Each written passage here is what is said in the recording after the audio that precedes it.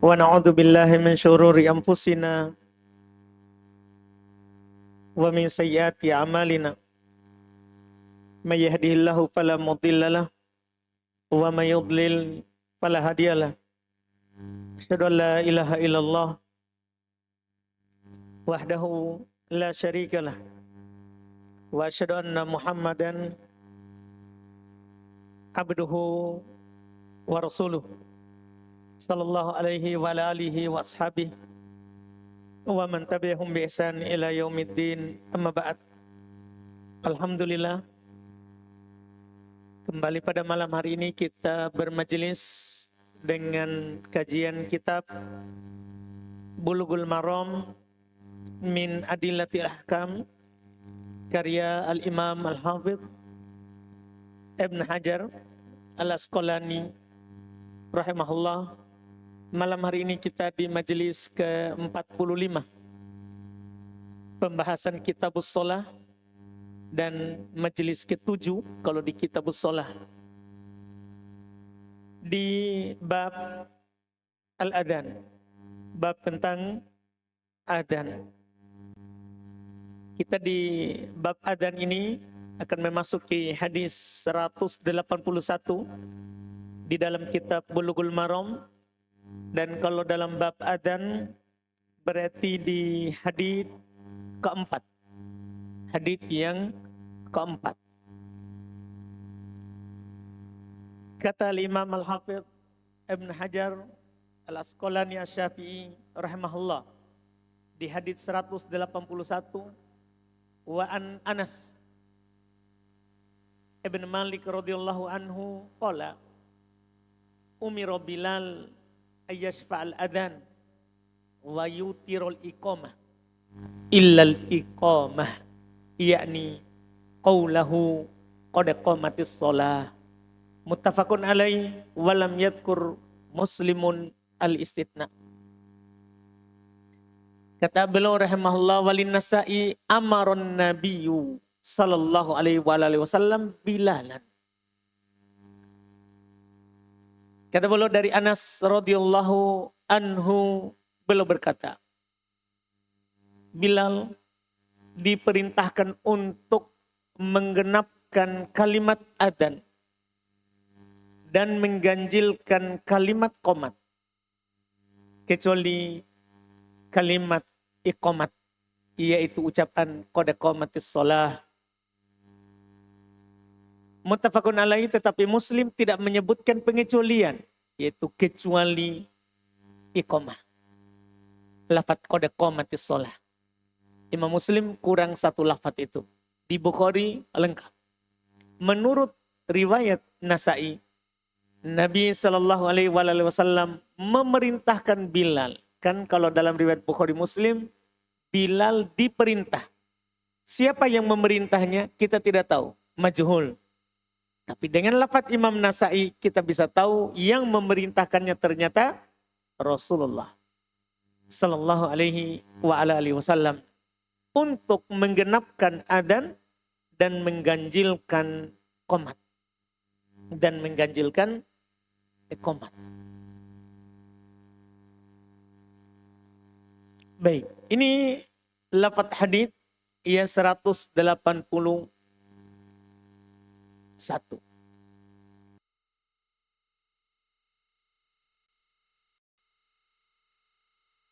Oleh Imam Al-Bukhari nomor 605, Muslim nomor 378, tanpa pengecualian, seperti yang dikatakan oleh Al-Hafidh Ibn Hajar. Iya. Kedua, riwayat Imam Nasa'i di Sunan An-Nasa'i jilid 2 nomor 3, halaman 3. Derajat hadits sahih. Derajat hadits sahih. Adapun fikihnya yang beliau ingin sampaikan kepada kita lewat hadits ini, sifat adzan adalah dengan lafaz genap dan iqamah dengan lafaz ganjil. Kecuali iqamah, kecuali qad qamatis shalah, qad qamatis shalah. Berarti dari sini para ulama rahimahumullahu taala menyimpulkan lafaz adzan dengan bilangan ganjil adzannya Bilal ya, itu berjumlah 15 kalimat. 15 kalimat. Sementara qomat itu dengan jumlah ya yang ganjil itu semuanya hanya 11 kalimat. Itu kalau kita hitung lafaz adzan. Allahu Akbar, itu sudah 2. Diulang lagi di adzannya Bilal, Allahu Akbar, berarti sudah 4. Asyhadu an la ilaha illallah 5, asyhadu an la ilaha illallah 6, asyhadu anna Muhammadar Rasulullah 7, asyhadu anna Muhammadar Rasulullah 8. Hayyalas shalah 9, hayyalas shalah 10, hayyalal falah 11, hayyalal falah 12. Allahu Akbar. Itu sudah berapa itu? 13. Allahu Akbar. 14. La ilaha illallah. Berapa? Itu adzannya Bilal. 15 lafaz. Itulah yang dimimpikan oleh Abdullah bin Zaid yang telah lewat. Juga dimimpikan oleh oleh Umar ibn Khattab dengan lafaz adzan 15. Iya. Kemudian qomat 11. Qomat adalah 11 dengan bilangan semuanya ganjil kecuali Allahu Akbar dan iqamah qad qamatis shalah. Jumlahnya 11. Allahu Akbar. Asyhadu an la ilaha illallah. Asyhadu anna Muhammadar Rasulullah. Itu sudah 4. Iya. Hayyalas shalah, hayyalal falah, qad qamatis shalah. Ini kan diulang 2 kali. Iya, Allahu Akbar. Lafaz takbir selalu genap. Allahu Akbar. La ilaha illallah. Berapa itu? 11. Lafaz adzan 15, lafaz qomat 11. Ini adzan dan qomatnya Bilal, penduduk Madinah. Adapun penduduk Mekah dengan sifat tarji yang kita telah uraikan sebelumnya, 2 kalimat syahadat dikecilkan kemudian dibesarkan, berarti 15 tambah saja 4 kali. 2 kali asyhadu an la ilaha illallah, asyhadu an la ilaha illallah, asyhadu anna Muhammadar Rasulullah, asyhadu anna Muhammadar Rasulullah. 15 tambah 4. Berarti berapa? Apa? 19. Itulah jumlah adzan Abu Mahdzurah. Jadi jumlah adzan Abu Mahdzurah penduduk Mekah di Masjid Haram Mekah itu 19 lafaz. Itu 19 lafaz. Mungkin bisa dipahami ini. Inilah sifat adzan di masa Nabi sallallahu alaihi wa ala alihi wasallam dengan ketentuan adzan genap, iqamat ganjil. Iya, mungkin bisa dipahami ini. Iya, hadits yang ke 181, 182. Ini sudah masuk sekarang cara adzan. Sudah selesai kita lafaz adzan. Mengenai lafaz adzan. Sekarang sudah masuk di cara adzan. Kata beliau di hadits ke 182, wa an Abi Juhaifah radhiyallahu anhu qala ra'aitu Bilalan yu'adzinu wa atatabba'u fahu hahuna wa hahuna wa isba'ahu fi udunai. Rawahu Ahmad wa Tirmidzi wa sahahah. Wal Ibnu Majah wa ja'ala isba'aihi fi udunaihi. Masya Allah. Kata beliau rahimahullah.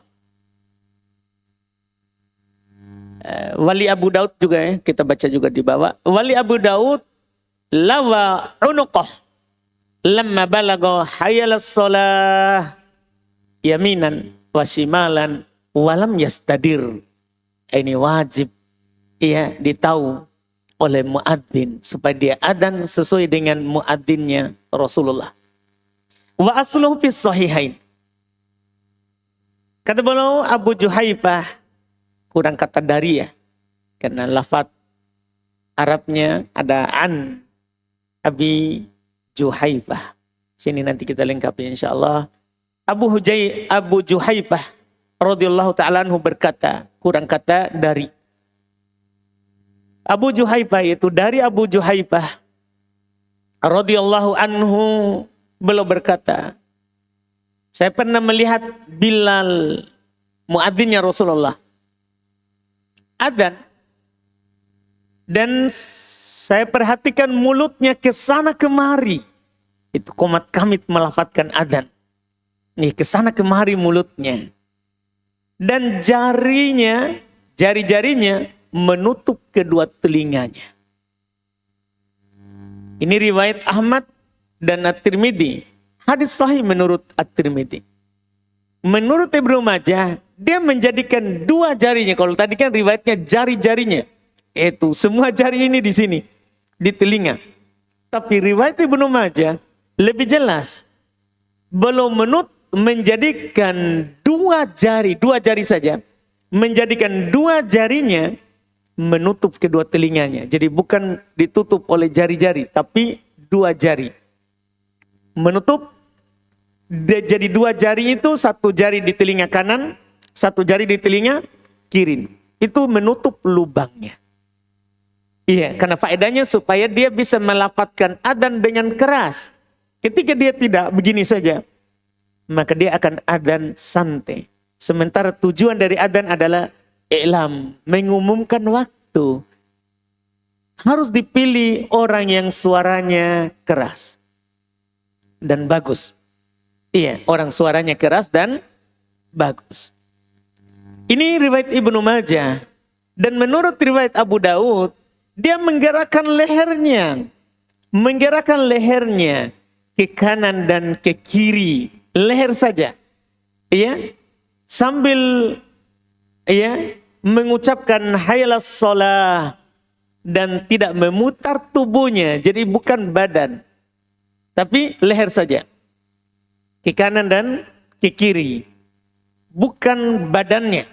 Ini namanya penukilan yang rinci dari Abu Juhaifah.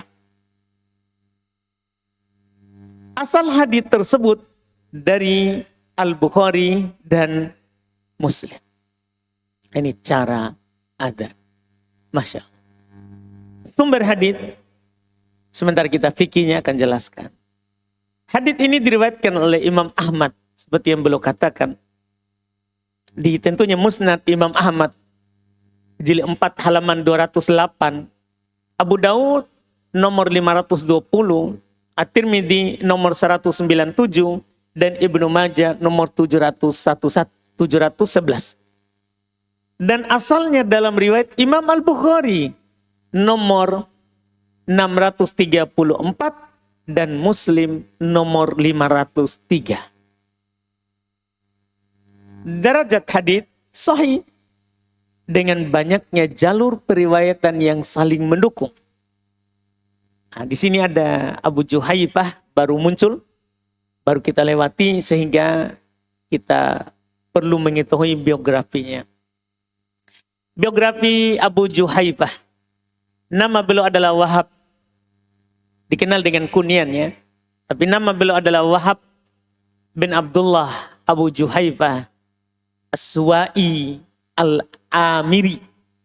Beliau termasuk sahabat muda. Dan Rasulullah meninggal. belum berusia balik. Itu Abu Juhaifah. Wahab ibn Abdullah Abu Juhaifah. Nabi meninggal dia belum usia balik.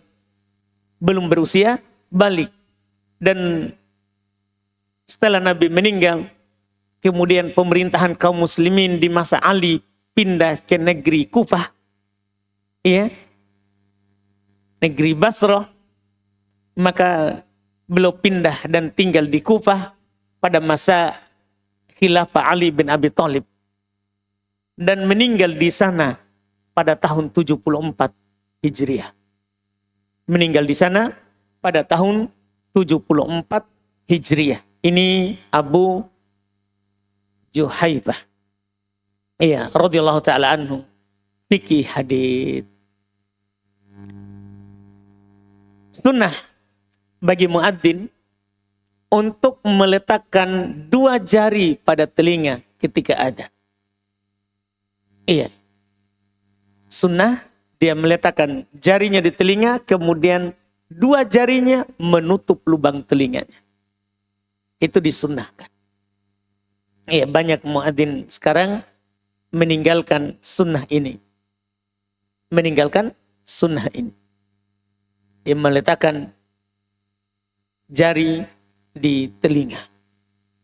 Meletakkan jari di telinga. Makanya tidak heran kita melihat mereka adzan biasa-biasa saja. Iya, suara tidak dikeraskan karena dia dengar sendiri suaranya. Dia dengar sendiri suaranya. Harus dia sebenarnya adalah sunnah menutup telinganya supaya dia seperti orang tuli. Dia kira suaranya masih kecil padahal sudah besar. Iya, ini sunnahnya. Tidak masalah kalau ada orang tidak melakukannya. Tapi tidak dapat pahala sunnah. Tidak dapat pahala sunnah. Pada kedua, sunnah untuk menengok ke kiri dan ke kanan. Kita bilang sunnah karena ini adalah perbuatannya Bilal dan diakui oleh Rasulullah. Jadi sunnah untuk menengok ke kiri dan ke kanan ketika adzan. Adapun caranya sebentar. Caranya sebentar. Ketika adzan, khususnya ketika mengucapkan hayyalas shalah dan hayyalal falah.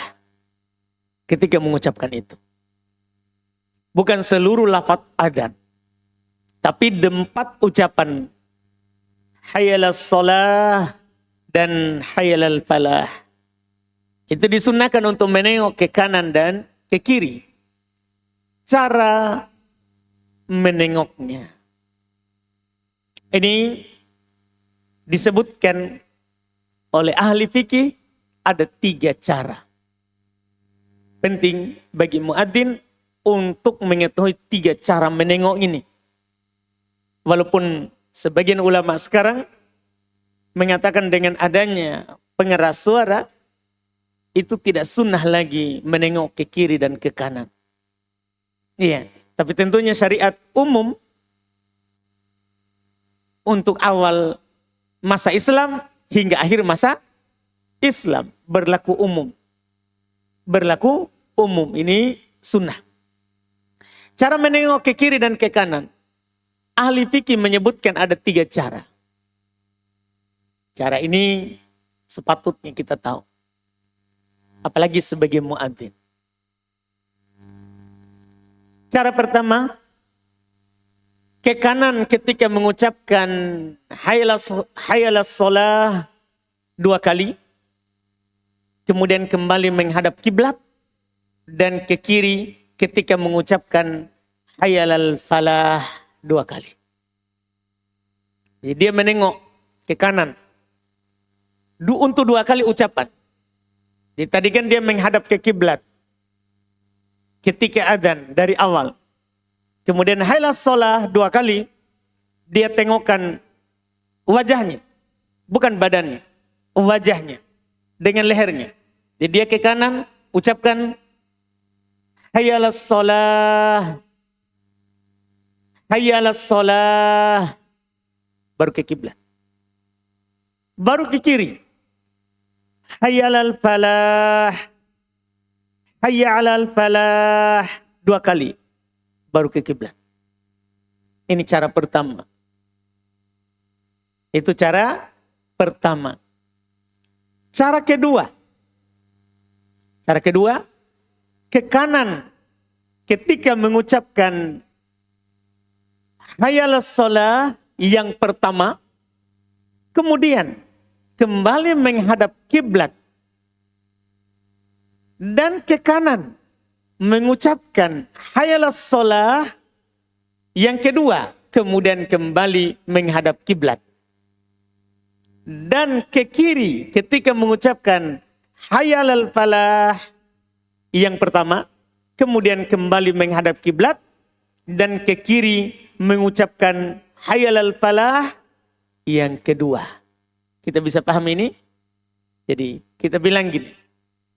Saat hayya 'alas shalah yang pertama ke kanan. Hayya 'alas shalah hadap kiblat. Ke kanan lagi. Hayya 'alas shalah ke kiblat. Ke kiri. Hayya 'alal falah kiblat. Ke kiri. Hayya 'alal falah kiblat lagi. Mungkin bisa dipahami ini? Iya, apa perbedaannya dengan pertama? Padahal sama-sama hayya 'alas shalah ke kanan, hayya 'alal falah ke kiri. Apa bedanya? Kembali ke kiblat di setiap lafaz. Kembali menghadap kiblat di setiap lafaz. Iya. Ini cara kedua. Cara ketiga. Ke kanan ketika mengucapkan hayya 'alas shalah yang pertama, kemudian kembali ke kiblat dan ke kiri ketika mengucapkan hayya 'alas shalah yang kedua. Iya. Ini cara ini. Mengucapkan hayya 'alas shalah yang kedua. Kemudian kembali ke kiblat. Dan ke kanan ketika mengucapkan hayya 'alal falah yang pertama. Kemudian kembali menghadap kiblat. Dan ke kiri ketika mengucapkan hayya 'alal falah yang kedua. Kita bisa paham ini? Jadi hayya 'alas shalah yang pertama ke kanan. Ke kanan hayya 'alas shalah. Kembali ke kiblat. Ke kiri hayya 'alas shalah. Kembali ke kiblat. Hayya 'alal falah ke kanan. Kembali ke kiblat. Hayya 'alal falah ke kiri. Kembali ke kiblat. Ini 3 cara. Iya, 3 cara mengucapkan 2 kalimat itu. Yang Bilal ke kiri dan ke kanan. Ini 3 cara. Mungkin bisa dipahami itu ya. Semoga bisa dipahami. Apalagi sebagai muadzin. Sebagai muadzin. Ini penting untuk mereka. Supaya masuk dalam sunnah tadi. Supaya masuk dalam sunnah tadi. Iya. Selesai masalah ini hadits ke 183. 182. 183. Kata beliau wa an Abi Mahdurah radhiyallahu taala anhu.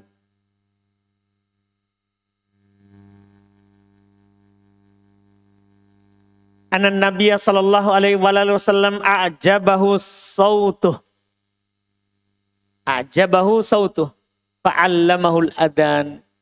Rawahu Ibnu Khuzaimah. Kata beliau dari Abu Mahdurah radhiyallahu anhu bahwa Nabi sallallahu alaihi wasallam kagum dengan suaranya. Kemudian beliau mengajarinya adzan. Diriwayatkan oleh Ibnu Khuzaimah. Sumber hadits ini diriwayatkan oleh Ibnu Khuzaimah sebagaimana yang dikatakan oleh Al-Hafidz Ibnu Hajar di nomor 373. Derajat hadits, sanad hadits ini hasan. Ya. Fikih hadits, fikih pertama, sunnah memilih muadzin yang bagus suaranya. Karena Nabi kagum terhadap suaranya Abu Mahdurah, maka Nabi mengajarkan kepadanya adzan. Jadi sunnah memilih muadzin itu yang suaranya bagus. Iya. Disunnahkan seperti itu. Kecuali kalau tidak ada semuanya sama-sama tidak bagus, tidak masalah. Tapi kalau banyak di situ yang muadzin lebih bagus suaranya, sunnah memilih yang bagus. Ini bukan masalah rebutan. Iya, tapi masalah memanggil orang adzan. Jangan sampai nanti kita adzan suaranya tidak disenangi. Orang tambah tidur. Atau tidak mau pergi sholat. Muadzin apa itu? Iya. Pilih yang bagus. Pilih yang suaranya bagus. Kemudian fikih kedua, tidak bolehnya lahan. Tidak bolehnya lahan itu salah dalam adzan. Karena Nabi memilih yang bagus. Tidak boleh salah dalam adzan. Iya. Shin menjadi sin. Tidak boleh. Iya. Asalnya ash menjadi as. Itu tidak dibolehkan lahan. Iya. Demikian pula lafaz Allah. Kita pahami bersama. Dia itu tebal suaranya. Kalau diawali oleh dhammah dan fathah. Nanti dia tipis kalau diawali oleh kasroh. Itu harus diperhatikan. Jangan sampai kita tipiskan padahal harusnya tebal. Padahal harusnya apa? Tebal. Itu namanya lahan dalam adzan. Itu salah dalam mengucapkan adzan. Demikian pula dipanjangkan yang pendek atau dipendekkan yang panjang. Iya. Sebagian orang tidak memperhatikan itu. Dia yang penting lagunya. Panjang as. Apa dipanjang? Apakah kita bertanya? Karena kalau dipanjangkan maknanya kita bertanya. Kita bertanya, apakah saya bersyahadat la ilaha illallah? Iya. Demikian pula Allah dipanjangkan Allahu Akbarnya. A-nya dipanjangkan. Berarti bertanya. Apakah Allah itu maha besar? Bukan kita bertanya ini, kita mau nyatakan bahwa Allah maha besar. Iya, jadi tidak boleh, intinya tidak boleh lahan dalam adzan. Tidak boleh salah. Di dalam lafaz adzan. Tidak boleh salah dalam lafaz adzan. Ini faedah dari hadits 183. Kemudian hadis berikutnya 185 dan 184 185 dengan dua riwayat itu. Wa an Jabir bin Samurah radhiyallahu anhuma qala shallaitu ma'an nabiy sallallahu alaihi wasallam al-idain ghairu marratin wala marratain bighairi adan wala iqamah. Rawahu Muslim wa nahwuhu fil muttafaq an Ibnu Abbas radhiyallahu anhuma wa ghairuhu. Kata beliau dari Jabir bin Samurah radhiyallahu anhuma, beliau berkata, aku sholat Id, Fitri dan Adha bukan sekali dua kali, bukan sekali dua kali. Ini takbir bahwa saya sholat Id banyak kali. Tapi jangan dipahami banyak kali maksudnya puluhan kali. Karena ini belum nukil bersama Rasulullah. Rasulullah tidak sholat Id kecuali 9 kali. Nabi hanya sholat Id 9 kali. Jadi jangan dipahami puluhan kali. Pokoknya beliau bilang, saya sholat Id bersama Rasulullah tidak sekali, tidak 2 kali. Artinya lebih dari 2 kali. Yaitu bisa sampai tertingginya adalah 9 kali. Karena Nabi sekali lagi hanya 9 kali berid. Disyariatkan Id tahun kedua Hijriah. Tahun kedua Hijriah. Sementara Nabi meninggal awal tahun 11. Meninggal awal tahun 11. Sehingga Nabi berid 9 tahun. 9 tahun. Makanya lebih dari sekali, tidak 2 kali. Berarti kalau beliau di Madinah terus selama Nabi hidup, berarti 9 kali. Berarti 9 kali. Dia bilang, saya sholat Id bersama Nabi. Ya, bukan sekali 2 kali. Tanpa adzan dan tanpa qomat.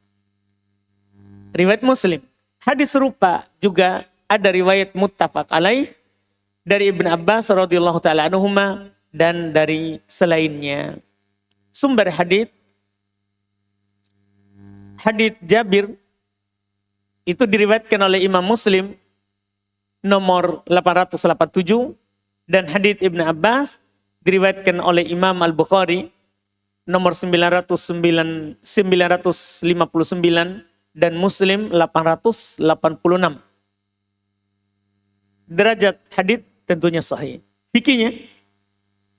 Fikih hadits ini tidak disyariatkan adzan dan iqamah pada salat Id. Tidak disyariatkan adzan, tidak pula iqamah pada salat Id. Iya, tidak ada adzan, tidak ada iqamah. Tidak disyariatkan pula mengucapkan as-salatu jami'ah seperti pada salat gerhana. Karena melafadzkan adzan atau yang semakna dengannya itu adalah pensyariatan, harus ikut yang Nabi ucapkan. Jadi penukilan ini menunjukkan bahwa padahal Id kan berkumpul juga. Tapi karena Nabi tidak pernah adzan dan iqamah pada salat Id, maka sahabat tidak lakukan. Dan tidak pula ada ucapan as-salatu jami'ah. Sebagaimana yang Nabi syariatkan ketika gerhana. Kan kalau gerhana, kita tidak disyariatkan adzan dan iqamah. Tapi kita disyariatkan di masjid, kita mengucapkan as-salatu jami'ah. As-salatu jami'ah. Itu diulang-ulang. Iya.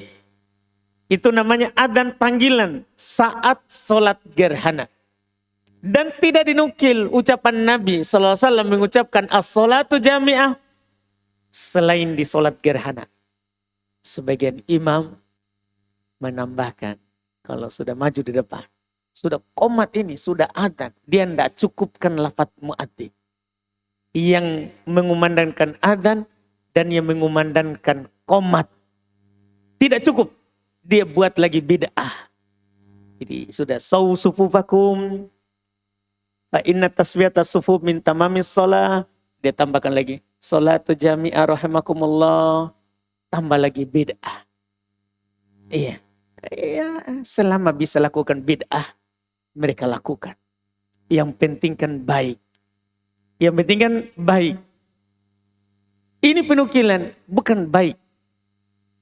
Yang dilihat, tapi Nabi lakukan atau tidak. Nabi ucapkan atau tidak. Ketika belum mau sholat. Iya. Ketika mau sholat. Nabi tidak ada ucapan kecuali meluruskan dan merapatkan shaf. Kecuali meluruskan dan merapatkan shaf. Tidak ada yang diucapkan. Sebelumnya. Tidak ada niat. Nawaitu ana usolli. Tidak ada lafaz as-salatu jami'ah. Sekarang muncul lagi lain. Muncul lagi lain sekarang. Iya, apa itu? Sekarang muncul. Apa itu? Hah? Ada yang pernah dengar? Ada yang mengatakan Allahumma anta maksudi. Waridhoka matlubi. Itu lagi sekarang lafadznya, bukan nawaitu ana usolli. Iya, sama semuanya bid'ah. Mungkaroh, sesat. Tidak dituntunkan oleh Nabi SAW. Tidak dituntunkan oleh Nabi SAW. Karena ini ibadah tauqifiyah. Ibadah adalah tauqifiyah. Artinya wajib kita berhenti di atas dalil. wajib kita berhenti di atas dalil. Ini terkait dengan lafaz adzan. Kemudian hadits berikutnya itu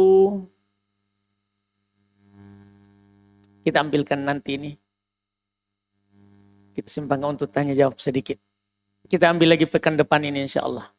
Hadits ke 186 insya Allah.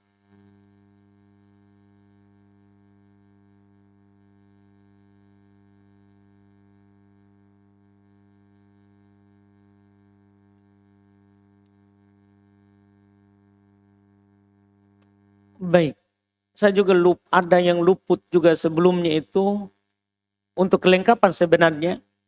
Cuman saya tidak sebutkan di pertemuan sebelumnya itu lewat.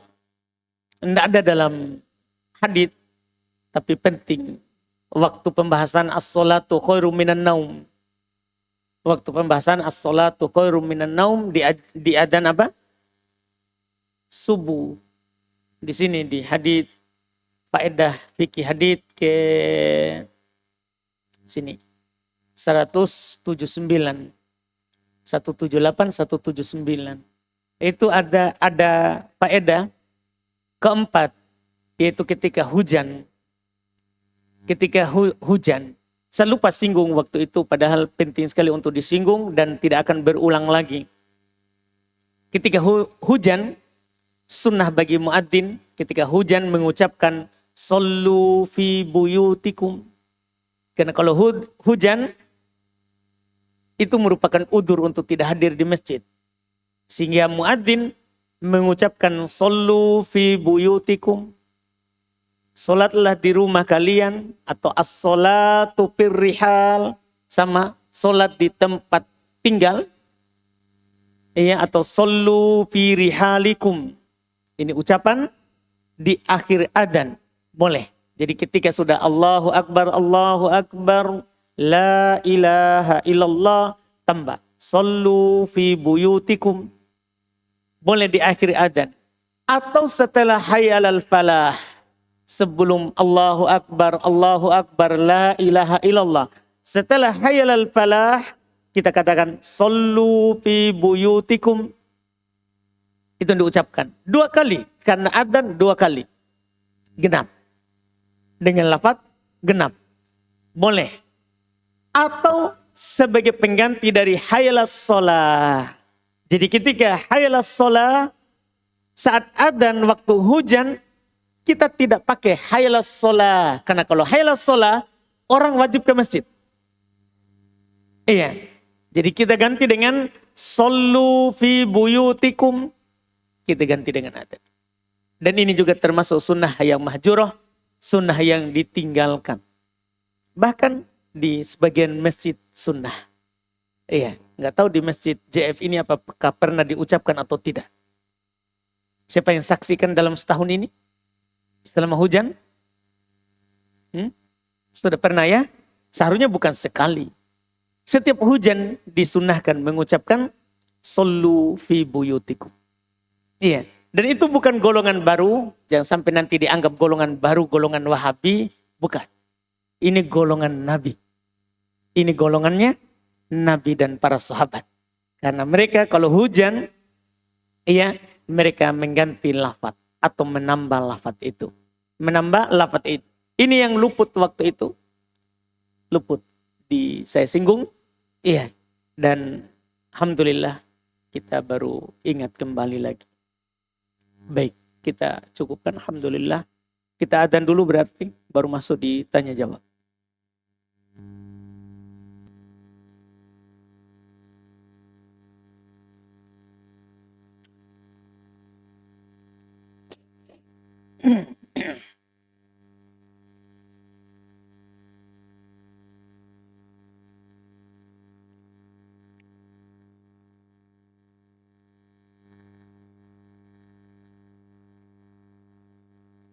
Baik, kita baca di sini pertanyaan. Kita mulai dari pertanyaan ikhwah ini ya. Lembaran. Saya pernah berucap, ya Allah, Saya akan bersungguh-sungguh meninggalkan dosa itu. Tapi saya terpeleset dan berbuat dosa yang dimaksudkan. Apa yang seperti itu sudah terhitung sebagai sumpah dan harus bayar kafarah? Kalau hanya seperti itu, bukan sumpah. Bukan sumpah. Itu namanya janji. Namanya janji dia. Iya, kepada Allah Subhanahu wa Ta'ala untuk tidak jatuh di dalam dosa. Iya, di dalam dosa. Tidak masuk dalam sumpah. Tidak masuk dalam sumpah. Wallahualam. Sehingga jika kalau hal itu tidak masuk dalam sumpah, maka tidak ada dalam pembahasan kafarah.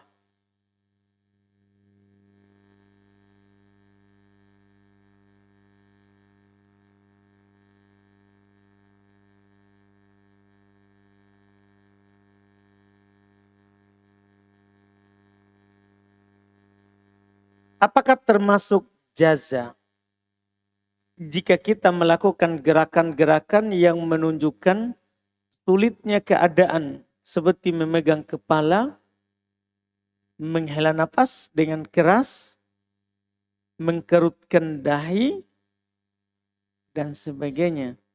Seperti apa yang didefinisikan tentang jaza. Jaza, apa itu? Jaza. Apa itu? Apa itu jaza? Hah? Pertanyaan setengah bahasa Indo, setengah bahasa Arab. Ini susah Arab dilatinkan. Kenapa kita tidak Indo saja? Karena setengah Arab itu merusak bahasa Arab. Karena hancur alam ini karena orang setengah nahwu. Begini Mi. Rusak Pak.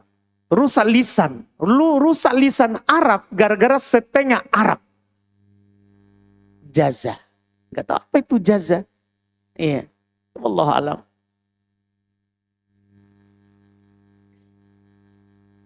Apaan izin bertanya? Apa yang harus dilakukan ketika darah haid terputus-putus keluarnya Ustadz? Misalkan kebiasaan haid 7 hari. Saat hari ke-5 berhenti. Besoknya keluar lagi. Ini gampang sekali sebenarnya. Ketika darah haid itu terputus dan keluar kembali saat masa kebiasaan haid, maka saat putus suci. Tapi kalau keluar kembali lagi tapi masih di hari kebiasaan, haid. Kalau keluar kembalinya setelah masa kebiasaan, bukan haid. Misal tadi, biasa haid 7 hari. Hari ke-5 putus. Tidak keluar apapun. Berarti suci. Keluar lagi di hari ke-7, haid. Karena itu masih di masa haid. Tapi kalau keluar setelah masa haid, misalnya keluar di hari ke-8 atau hari ke-9, bukan haid. Bukan haid. Kecuali berulang 3 kali berturut-turut, maka terhitung kebiasaan berubah. Terhitung kebiasaan berubah. Jadi itu kita tidak anggap haid kecuali di hari kebiasaan. Kecuali di hari kebiasaan. Itu selama seorang itu punya kebiasaan. Selama seorang itu punya kebiasaan. Wallahualam. Bagaimana kita menjawab adzan di masjid yang berbeda-beda? Ada yang awal, ada juga lambat. Nanti ini insya Allah. Belum. Sabar. Iya, sabar ini. Iya, diharapkan kesabarannya kaum muslimin dan muslimat. Jangan tergesa-gesa. Tapi dimaklumi. Kalau ada orang tergesa-gesa, dimaklumi. Khuliqal insan min ajal. Orang itu memang manusia itu diciptakan dari ketergesa-gesaan. Tidak mau sekali tahan sedikit. Ini kan bab adzan. Baru lafaz adzan dan cara adzan. Belum menjawab adzan. Sabar. Insya Allah. Dan kalau saya akhirkan ini, saya tidak berdosa. Karena boleh mengakhirkan sesuatu sampai dibutuhkan, sampai waktunya. Jadi kita tidak usah jelaskan dulu sekarang, karena akan datang di buku. Akan datang di buku. Wallahualam. Izin bertanya, saya akhwat. Tahun ini berusia 25 tahun. Biar usia kita kasih tahu juga ya. Saya akhwat, tahun ini berusia 25 tahun. Dan ingin menikah, semoga dimudahkan. Tapi belum ada yang lamar, semoga segera datang. Apa ikhtiar yang bisa saya lakukan agar bertemu dengan jodoh tahun ini? Berdoa, gak usah pasang iklan di Facebook. Iya. Berdoa saja, ya Allah berilah saya jodoh terbaik. Sebutkan ciri-cirinya, karena kalau orang berdoa, rinci. Jangan cuma bilang, ya Allah berilah saya jodoh ikhwah. Jangan rinci. Kalau kita mau yang kaya, sebut. Ya Allah berilah saya jodoh ikhwah yang kaya. Mau yang gagah, kaya dan gagah. Mau lebih lagi, yang besar uang penaiknya, bilang yang besar uang penaiknya. Mau yang lebih lagi, punya rumah, punya mobil, bilang. Pokoknya kalau ada yang kita minta, rinci. Dan kalau kita mau menikah tahun ini, sebutkan bulannya. Sebutkan. Karena Nabi bilang seperti itu. Siapa yang meminta kepada Allah, jangan pernah bilang, ya Allah, berilah saya jodoh jika engkau berkehendak. Tidak. Bilang saja, ya Allah beri saya jodoh tahun ini. Nah, sebelum Ramadan. Sebutkan. Maka lagi semuanya. Iya, sebutkan. Iya. Atau kita bilang, ya Allah, berilah saja jodoh supaya nanti saya bisa pergi sama dia. Wis.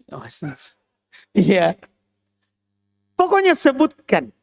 Karena Nabi bilang, fa innallaha la mustakrihalah. Karena Allah itu tidak ada yang bisa memaksanya untuk memberikan atau menahan. Minta saja, itulah ikhtiar kita terbaik. Ikhtiar kita terbaik. Ya, sambil juga kita bertanya kepada saudari-saudari kita yang sudah menikah. Apalagi yang biasa mengurus. Tanya, kalau ada yang mau, insya Allah saya sudah siap. Tapi kita tanya begitu saja. Nggak usah, sekali lagi nggak usah status. Karena akan banyak nanti laki-laki yang komen. Dari yang punya istri dan belum punya istri. Iya, nggak usah. Kita berdoa saja kepada Allah. Sambil juga kasih tahu teman-teman kita yang sudah menikah. Bahwa kalau ada, saya sudah mau menikah. Iya. Wallahualam.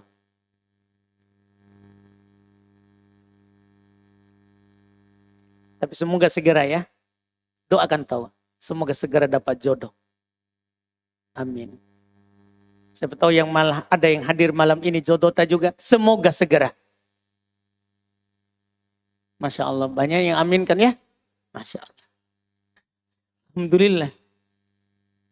Semoga salah satu di antara kita yang aminkan terkabulkan. Nah. Allahu Akbar. Insya Allah akhwat sabar. Banyak sekali yang aminkan. Insya Allah. Kan datang. Ada tambahan lagi?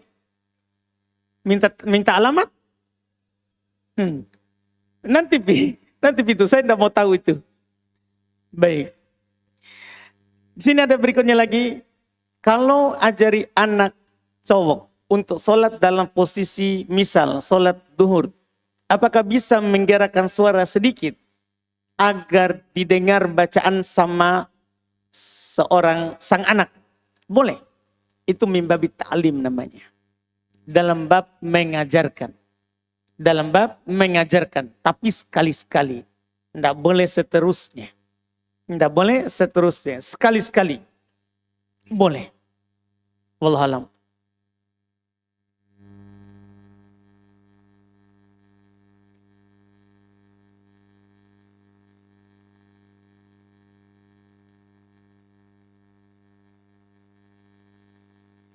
Apa perbedaan dari matan yang diiramakan atau syair dengan nasyid yang tidak memakai musik? Bedanya adalah itu syair ada aturannya, ada wazannya, ada timbangannya. Itu syair itu ada timbangannya. Selama dalam timbangan syair boleh. Tapi kalau timbangan syair keluar ke timbangan musik dengan aturan musik yang sekarang yang dimaklumi oleh orang-orang pemain musik, haram. Itu diharamkan. Jadi syair itu ada wazan tersendiri. Ada timbangannya sendiri. Ada timbangannya sendiri. Kalau nadanya sesuai dengan timbangan syair, boleh. Tapi kalau sudah masuk di timbangan musik, maka haram. Karena syariat kita mengharamkan musik. Bolehkah menggabungkan sholat sunnah sebelum duhur dan setelah duhur dalam satu kali sholat? Dikarenakan tidak mendapatkan waktu sholat sunnah sebelum duhur. Iya, boleh kalau itu sekali-sekali. Adapun terus menerus tidak boleh. Tidak diperbolehkan. Karena sholat itu boleh diganti, sholat sunnah. Boleh diganti kalau kita rutin melakukannya kemudian qadarullah kita dapat udur. Maka boleh kita ganti. Sekali-sekali. Adapun seterusnya setiap hari begitu tidak dibolehkan. Itu tidak diperbolehkan. Wallahualam.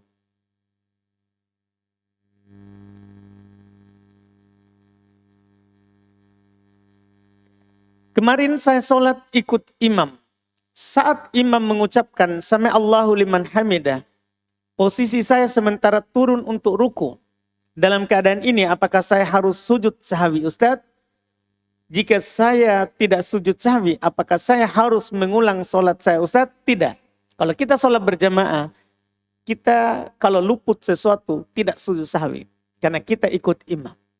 Kita ikut imam. Tidak disunnahkan kita sujud sahwi. Bagaimana hukum makmum? Ketika tidak sempurna gerakan bersama imam, dikarenakan imamnya terlalu cepat, apakah makmum diberi udur? Dan ini ya terkadang terjadi di masjid awam. Makmum diberi udur, dia ikut. Kalau imam cepat, dia juga ikut cepat. Artinya dia tetap tumaninah, baca satu kali doa ruku, satu kali doa sujud, baca satu kali saja. Baca satu kali saja. Kalau dia cepat ruku, baca Al-Fatihah saja. Tidak usah baca surat setelah Al-Fatihah. Itu yang dilakukan. Itu karena Nabi SAW sholatnya adalah ringan tapi sempurna. Nabi sholatnya ringan tapi sempurna. Iya. Jadi doa ruku ringan tapi sempurna itu adalah serba satu kali. Satu kali doa ruku, boleh kita pilih yang paling pendek. Jangan pilih yang panjang kalau imamnya adalah cepat. Kita pilih Subhana Rabbiyal Azim sampai di situ. Karena itu dalam riwayat Muslim. Subhana Rabbiyal Azim satu kali. Iya. Sujud Subhana Rabbiyal A'la. Karena kebanyakan imam juga di awam itu yang dia baca. Sehingga kalau kita pilih yang panjang, kita akan lambat. Kita akan lambat. Jadi kita sekali lagi ikuti ya sebisa mungkin apa yang dibaca oleh imam, dan kalau cepat kita cepat juga.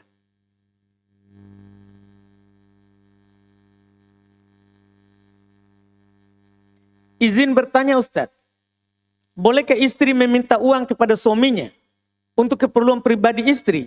Contoh beli pakaian atau jajan. Masya Allah. Tidak ada silang pendapat. Di kalangan para ulama dinukil oleh Imam Ibnu Qudamah dan selainnya, bahwa suami wajib memberikan uang belanja kepada istrinya. Belanja pribadinya.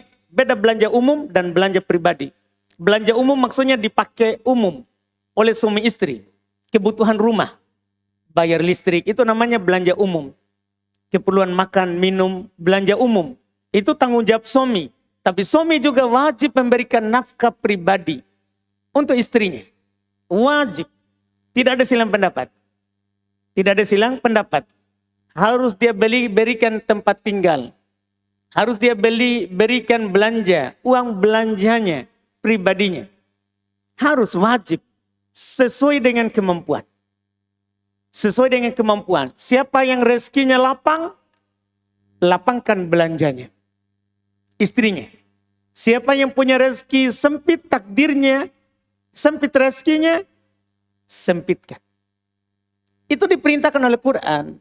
Allah berfirman, liyunfiq dzu sa'atin min sa'atih. Wa man qudira 'alaihi rizquhu falyunfiq mimma atahallah. La yukallifullahu nafsan illa ma ataha. Hendaklah, ini lamul amar kalau orang tahu bahasa Arab, ini perintah. Hendaklah, perintah, wajib. Seorang istri memberikan seorang suami memberikan nafkah kepada istrinya, itu wajib. Du sa'atin min sa'atih. Yang memiliki kelapangan penghasilan sesuai dengan kelapangannya. Artinya kalau dia punya penghasilan tinggi, kasih istri uang belanja yang tinggi. Iya. Kasihkan yang tinggi.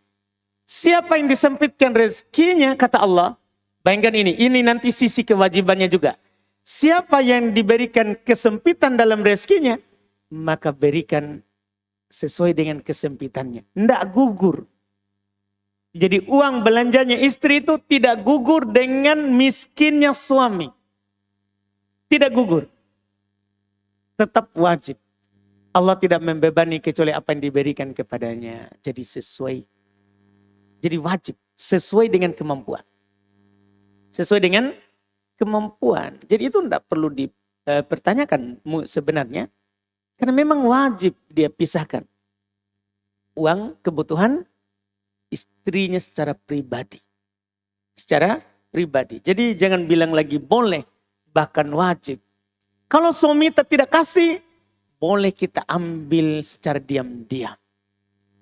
Kita periksa kantongnya, dompetnya, kita tarik sesuai kebutuhan. Boleh. Tidak apa-apa. Ustadz, tidak ada di dompetnya. Di rekeningnya, Ji. Boleh kita transfer sembunyi-sembunyi. Tapi sesuai dengan kebutuhan. Iya. Itu terjadi di masa sahabat. Itu terjadi di masa sahabat. Seorang istri datang mengadu kepada Rasulullah tentang suaminya yang tidak memberikan nafkah kepadanya, uang belanjanya. Kata Nabi kepadanya, khudhi ma yakfiki. Ya, ambil walaupun dia tidak tahu apa yang mencukupimu. Ambil yang mencukupimu. Jadi bolehkan. Jadi nanti jangan marah-marah kalau hilang uang tadi dompet. Iya, itu sudah diambil oleh yang punya. Tapi kalau kita kasih nafkah kemudian di dompet juga hilang, itu masalah. Iya, itu masalah. Jadi seharusnya ini tidak terjadi ya. Seharusnya tidak terjadi. Tapi kita mungkin kasih udur, siapa tahu suami kita tidak tahu. Siapa tahu tidak tahu. Tapi kalau tidak tahu, hari inilah kita umumkan. Mulailah pada bulan ini kasih uang belanja istri tak. Iya, saya bukan berpihak sama istri kita, tapi begitulah yang harusnya kita lakukan. Masya Allah. Lebih ini ya. Apaan Ustadz? Biasanya di Arab Saudi ada adzan pertama dan adzan kedua pada waktu subuh. Pertanyaan saya, sholat apa yang bisa dilakukan setelah adzan pertama? Tahajud. Sholat tahajud. Itu yang dilakukan. Karena kan itu sepertiga malam terakhir. Disitulah sholat yang paling utama dari sholat tahajud. Iya, kalau kita belum witir, witir. Kemudian kita berdoa. Karena di situ dianjurkan untuk berdoa. Karena orang yang meminta di sepertiga malam terakhir, itu akan dikabulkan apa yang dia minta. Wallahualam.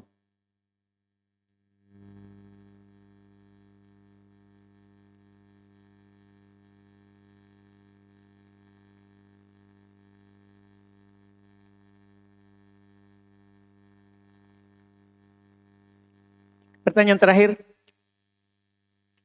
Adalah yang ringan-ringan sedikit. Masalahnya kaum muslimin ini.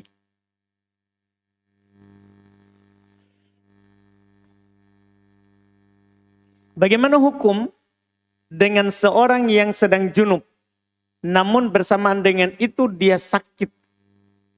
Demam atau panas. Apakah wajib tetap mandi junub? Tidak. Jika ada seorang junub dalam keadaan sakit, maka yang wajib baginya tayamum. Dia bertayamum. Nanti dia mandi saat dia mampu mandi. Saat dia mampu mandi. Iya. Selama dia tidak mampu mandi, atau mandi itu akan memperparah sakitnya, maka dia bertayamum saja. Karena bertayamum bisa menggantikan hadas besar dan hadas kecil. Wallahualam. Kita cukupkan, mohon maaf masih ada pertanyaan. Sama dengan ada pertanyaan ini sudah naik beberapa kali sebenarnya, tapi saya tidak enak menjawab. Kalau masalah pengaturan pondoknya orang. Masalah pengaturan pondoknya orang. Karena saya tidak mau lagi jatuh dalam situ. Karena sebagian masalah itu biasanya orang suka kasih tabrak-tabrak. Saya pernah menjawab suatu masalah, ternyata itu masalah di pengaturan pondoknya orang. Akhirnya orang berkelahi di sana gara-gara jawaban saya. Iya, berkelahi antara ustadz dengan pengurus. Dia bilang, Ustadz Ubaid ngomong begini. Aduh, bukan itu maksudnya, saya kan ditanya umum. Kalau pertanyaannya umum, saya biasa jawab. Kalau umum. Tapi kalau masalah khusus, saya tidak mau lagi jawab. Karena orang akan tabrakan ustadznya dengan saya. Akhirnya saya dibombe oleh banyak orang. Itu kan masalah. Saya lewat tiba-tiba tidak disenyumi. Ada apa ini? Ternyata saya pernah menjawab masalahnya. Itu kan bermasalah. Makanya dari kejadian itu, saya tidak mau lagi menjawab hal-hal yang terkait dengan pesantrennya orang lain. Tapi kalau kita bertanya tentang pesantren saya akan jawab dari A sampai Z.